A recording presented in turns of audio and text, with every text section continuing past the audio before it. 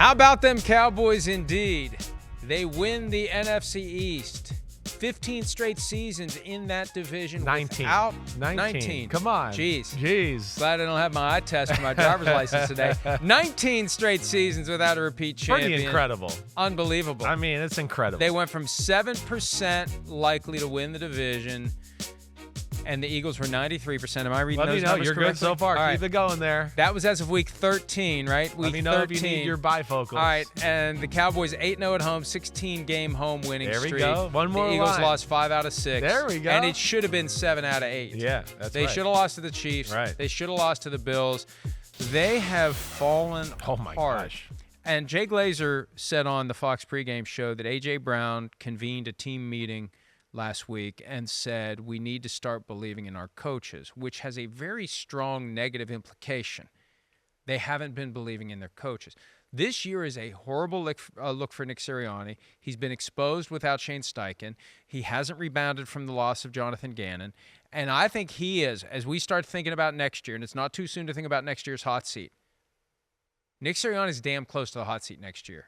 Because we know from experience, Jeffrey Lurie doesn't screw around. Howie Roseman doesn't screw around. Howie Roseman has consolidated the power there. Right. And he has survived. He's kind of like Rich McKay plus.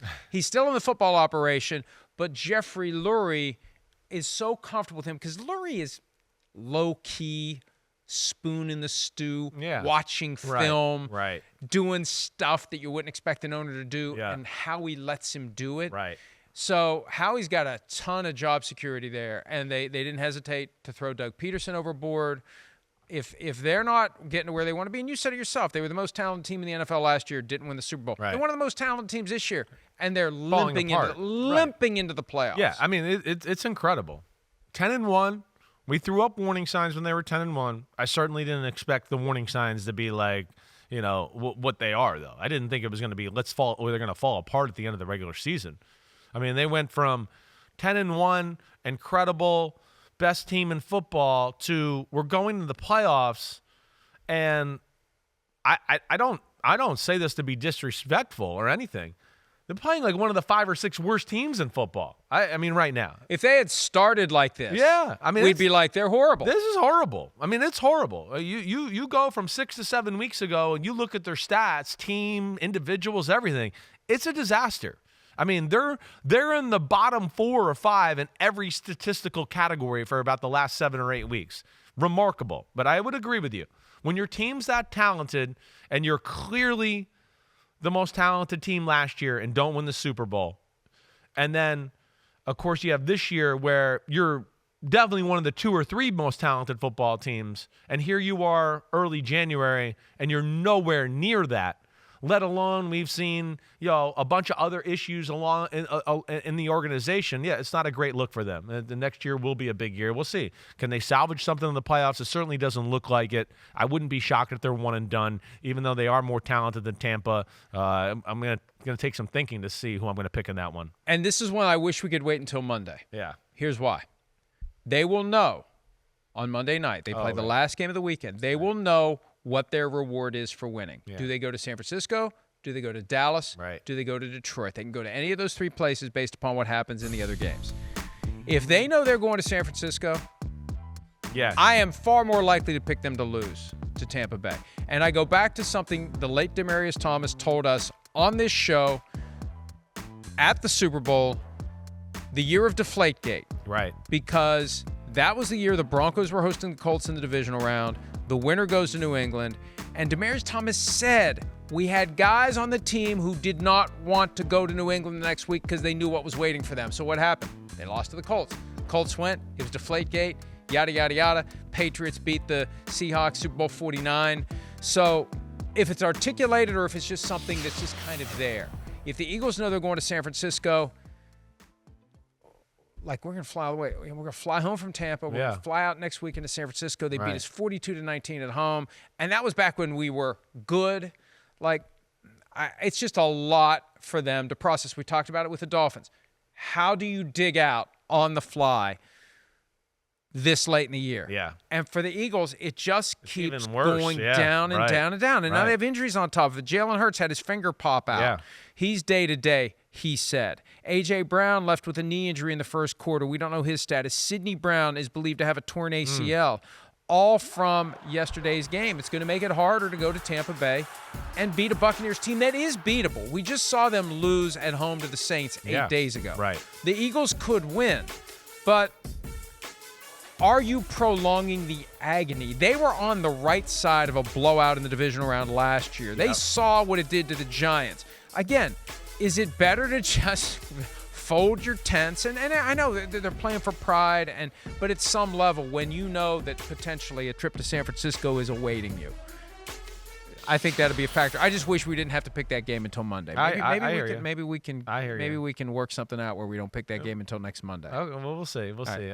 But it might be cheating. Maybe we'll. It's not cheating. They expect us to have every game for the weekend picked on Thursday or Friday. Yeah. I mean, why? Why do we have to pick them I'll that let early? you change it if you want. No, I'll take it under advisement. Okay. I would just like to wait until Monday to. They seem like a beaten down puppy right now. That was like, oh my gosh, can we find a bone anywhere? Can somebody throw me a treat? Somebody like anything. They can't get anything going in the right direction. Last week we saw with Nick Sirianni with the hostage video when he's talking about A.J. Brown. Like they've lost their swagger and they totally have no idea how to get it back. No, they don't. And the defense is getting destroyed, right? I mean, yesterday the Giants, Tyrod Taylor, I mean, they were going up and down the field. Wan'Dale Robinson, Darius Slayton, Barkley in the pass game. I mean, the Giants, it was a whooping. Like, it was a whooping. It wasn't like, oh, man, they found a way and got a little lucky. It was like, wait, there's Wan'Dale Robinson, one of the first plays of the Giants' offensive game. He's wide open. Nobody's covering him.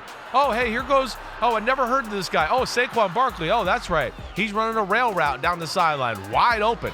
Don't tackle, right? 3 guys here. Got a chance to make the tackle in the open field.